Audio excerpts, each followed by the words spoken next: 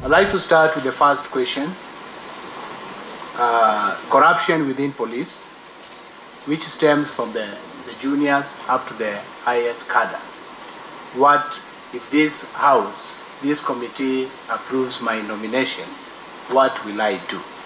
And this is what I have in my strategy to address the issue touching corruption within the police. I would like to be a bit more practical rather than being theoretical, because I know many have come before me, they have found corruption within police, and they have left. I'm the third Inspector General if this committee allows to affirm my nomination.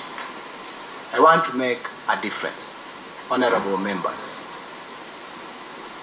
I will start leading the National Police Service with my own example, upholding integrity and non-compromisable. If I am not able to stand with that, my juniors will not take it serious. That is real, that the war against corruption is life. I intend not to victimize anybody for the past. My predecessors, they were there. I will take the job if this committee affirms me afresh from the day one. I will talk to the officers and will tell them my position. I will treat each and every police officer as a good officer. As you are aware, Inspector General cannot work alone. I need the police officers. But I need to work with a good police officer. After we agree, our modus of operandi, the way I want us to work, is from the clean plate. I will deploy my process to identify the guys who are a problem, the officers who are behind this problem.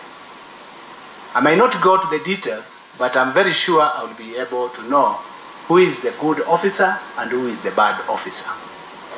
I will direct my action to the person who is on the wrong. And I remind my honorable members, I will work within the law. I will be guided by the Constitution in all my action I will be undertaking. I'm not compromisable. I have a very high degree of integrity, and I believe this is what has brought me up to this position. The second question is the rule of law, human rights violation, and extrajudicial killing by police officers. I have this in mind. I'm aware, Honorable Co-Chair and Honorable members, police has been accused across many forums of extrajudicial killings, violation of human rights, and I'm coming on board to lead the same National Police Service with the expectation to meet the expectations of Kenyans, that I will be leading a clean force with a reputation, and not only reputation, with a positive reputation. I will be guided, if this House and committee allows me to take this job, again and once again by the Constitution. The laws and the Constitution is very clear on the way and the time and circumstances when a police officer is justifiable to use a gun. If that does not fall within that box, nobody in the National Police Service this committee will allow me to lead is above the law. The law will take its course. I will spearhead the law in terms of implementation, operationalization, to set a clean record and lead a clean force. a clean surface. Number 3, I would like Honorable Member to clarify an issue, co-chair, which has been raised from my documentation that I was born in Machakos. My mom was living in Machakos, but during the time of birth, he came up because my dad was working at River and he delivered in Pumwani. That's how I was born, but I was brought up in Machakos. But the documentations, because I had to pick them from, they had to pick my documentations from the hospital. That's how they are indicated in that document. With your permission, co-chair, I proceed with the next question. Transformation to service delivery and the drawbacks which has been highlighted within the police service, including the differences and tensions between the administration police service and the Kenya Police Service, between the National Police Service and administration departments, between the Nyumba Kumi, the police, and the members of public. I'm aware, co-chair and the members of this committee, that a lot has been carried out in the reforms, touching on issues of resolving the duplicity of work within the National Police Service, which constitute the two services. And one of the objectives, I'm aware, was to address these differences. Naturally, co-chair and honorable members, changes are always not received positively by everybody within an organization. Will agree with me, honorable members, the losers will always be complaining, the winners will always be happy, they will not complain. I believe this is the situation. I'm joining the National Police Service. If this committee affirm my nomination, that there were losers in the exercise of streamlining the command structure in the reforms, and there must be the same team which are making the noise. I will apply, if this committee affirm my nomination, I will apply change management to bring everybody on board. I believe I'm capable to do this. I've gone through the same process. When you moved from a DSI in 1999 to National Security Intelligence Service, most of officers were not happy because there were those who benefited and those who lost. I'll apply change management to bring the police together. The difference between other parties, including the administration, the community, I will embrace the multi-agency approach, concept, bringing all the relevant government agencies working together.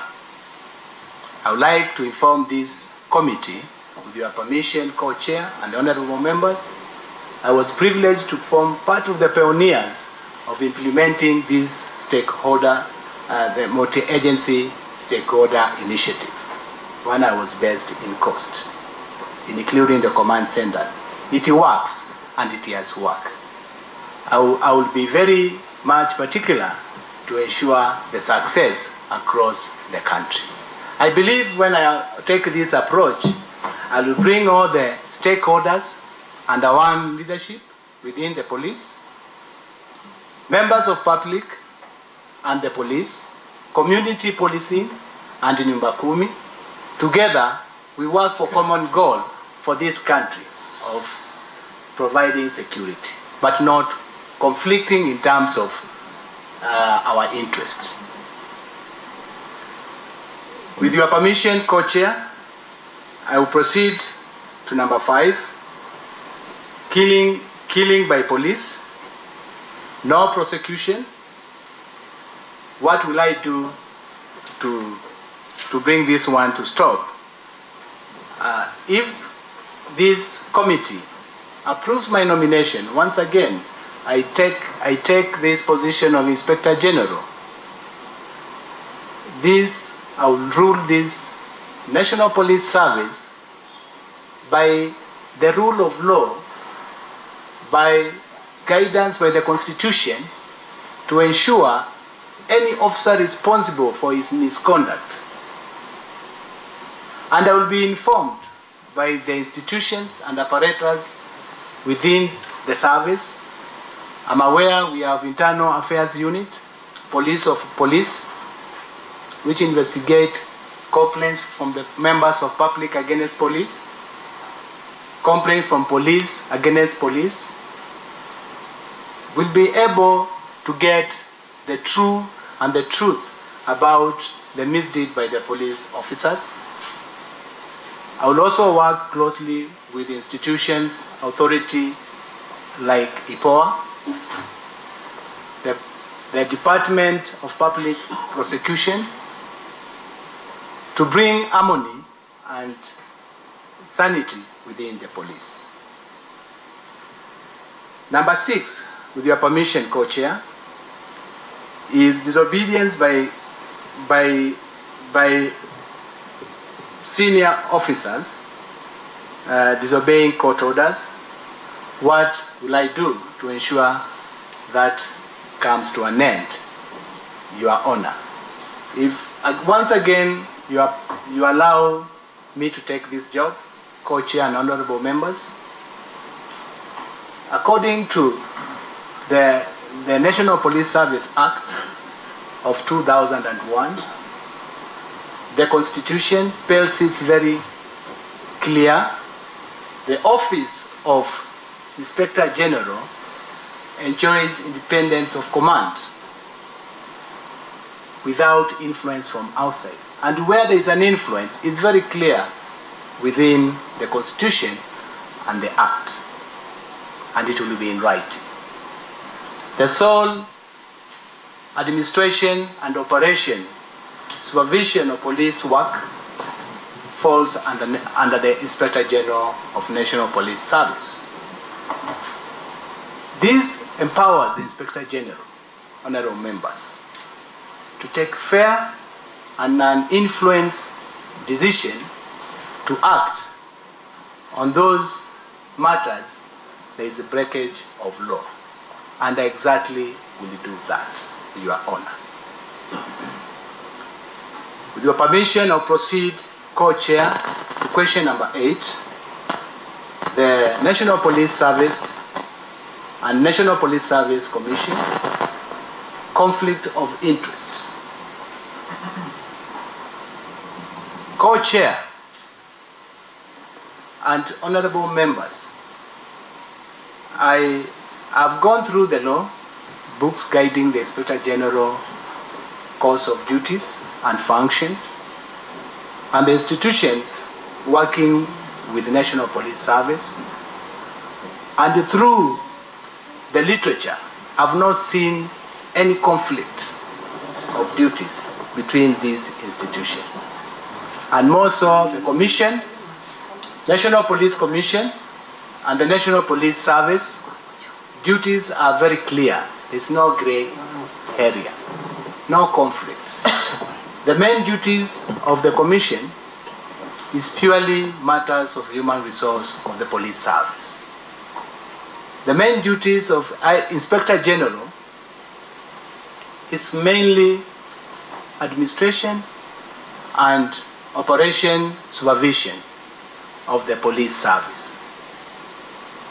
Where there are some cross-cutting issues, because it's very clear we have to work together. Inspector General is a member of the Commission, will engage.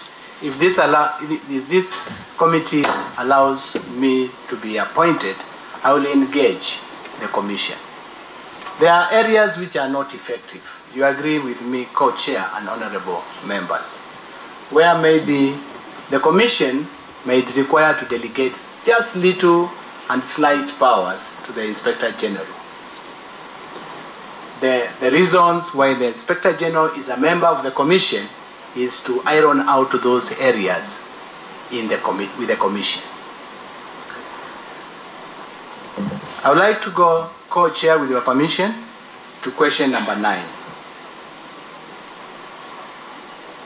issues of gender and gender violence within the police. With your permission, co-chair and honorable members, if you allow me to take this job of Inspector General, I will do the following.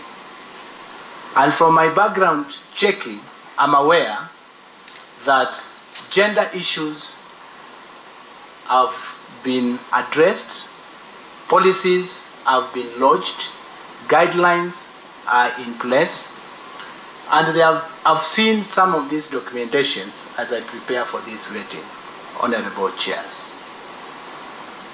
They have implemented a gender investigation policy guideline, very clear circumstances and offenses against gender, how they should be investigated. I've even seen our collection of evidence to sustain prosecution have been guided in those guidelines.